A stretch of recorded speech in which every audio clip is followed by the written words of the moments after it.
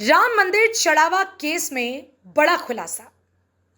SIT जांच में क्या मिला? दान पात्र से करोड़ों गायब। आस्था के चढ़ावे पर जांच तेज। दान पात्र से बैंक तक कहां हुई गड़बड़ी? राम मंदिर चढ़ावा केस में 8 नामजद आए सामने। अयोध्या एक ऐसा नाम जो करोड़ों हिंदुओं की आस्था का केंद्र है। वह स्थान जहां हर दिन देश विदेश से लाखों श्रद्धालु भगवान श्री राम के दर्शन के लिए पहुंचते हैं। हर श्रद्धालु अपनी श्रद्धा के अनुसार दान पात्र में चढ़ावा चढ़ाता है, इस विश्वास के साथ कि उसका दान भगवान की सेवा और मंदिर के विकास में लगेगा। लेकिन अब इसी चढ़ावे को लेकर ऐसा मामला सामने आया है जिसने हर किसी को सोचने पर मजबूर कर दिया है। पहली बार श्री राम जन्मभूमि तीर्थ क्षेत्र ट्रस्ट की शिकायत पर एफआईआर दर्ज हुई है। 8 लोगों को नामजद किया गया है। कई अन्य अज्ञात लोग भी जांच के दायरे में हैं। एसआईटी अब बैंक खातों, संपत्तियों और कथित लेन देन की गहराई से जांच कर रही है। सबसे पहले समझते हैं कि आखिर क्या है पूरा मामला। दरअसल श्री राम जन्मभूमि तीर्थ क्षेत्र ट्रस्ट को मंदिर में आने वाले नगद चढ़ावे की गिनती और उसके रिकॉर्ड को लेकर लगातार शिकायतें मिल रही थी। इन शिकायतों को गंभीरता से लेते हुए उत्तर प्रदेश के मुख्यमंत्री योगी आदित्यनाथ ने 3 सदस्यीय विशेष जांच दल यानी कि एसआईटी का गठन किया। एसआईटी प्रमुख विजय विश्वास पंत ने अपनी जांच रिपोर्ट शासन को सौंपी।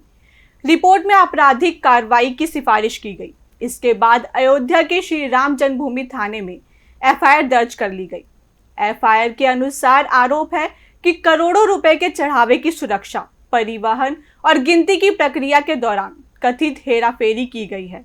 अब सवाल उठता है कि आखिर मंदिर में चढ़ावे की पूरी प्रक्रिया होती कैसे है। श्रद्धालु दान पात्र में नगद चढ़ावा डालते हैं, इसके बाद दान पात्रों की निगरानी होती है, फिर उन्हें सुरक्षित तरीके से काउंटिंग रूम में तक पहुंचाया जाता है। वहां कैश की गिनती होती है, रिकॉर्ड तैयार किया जाता है और आखिर में रकम बैंक में जमा होती है। जांच एजेंसियों का दावा है कि इसी पूरी प्रक्रिया के अलग अलग चरणों में कथित गड़बड़ियां हुई हैं। अब जानते हैं कि एफआईआर में किन लोगों के नाम हैं। सबसे पहला नाम रामशंकर यादव उर्फ टिन्नू। एफआईआर के अनुसार उनकी जिम्मेदारी मंदिर परिसर में रखे दान पात्रों की निगरानी और उन्हें बेसमेंट तक पहुंचाने की थी।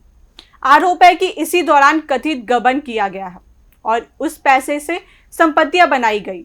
इसी के साथ साथ लवकुश मिश्रा जो कैश काउंटिंग टीम का हिस्सा थे, अनुकल्प मिश्रा, सुभाष चंद्र श्रीवास्तव, करुणेश पांडे, मनीष कुमार यादव, अविनाश शुक्ला। एफआईआर में 8 लोगों के अलावा कुछ अज्ञात आरोपियों का भी जिक्र किया गया है। यानी जांच जैसे जैसे आगे बढ़ेगी वैसे वैसे नाम भी सामने आ सकते हैं। इस पूरे मामले की शिकायत श्री राम जन्मभूमि तीर्थ क्षेत्र ट्रस्ट के सदस्य कृष्ण मोहन ने दर्ज कराई है। वे भारतीय वन सेवा के सेवानिवृत्ति वरिष्ठ अधिकारी रहे हैं और सितंबर 2025 में ट्रस्ट के सदस्य बनाए गए थे।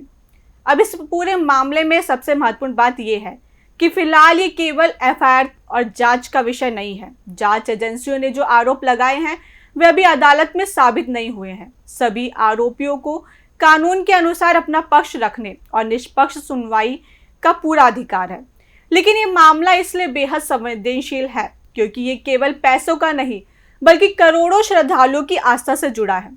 लोग मंदिर में दान इसलिए देते हैं क्योंकि उन्हें विश्वास होता है कि उनका चढ़ावा पूरी पारदर्शिता और ईमानदारी से भगवान की सेवा में लगेगा। अब पूरे देश की नज़र एसआईटी की अगली कार्रवाई पर है।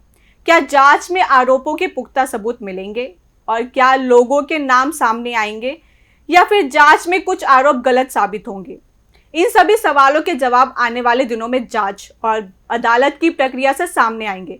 फिलहाल इस खबर में इतना ही। बाकी की और अपडेट्स के लिए देखते रहिए यूपी की बात।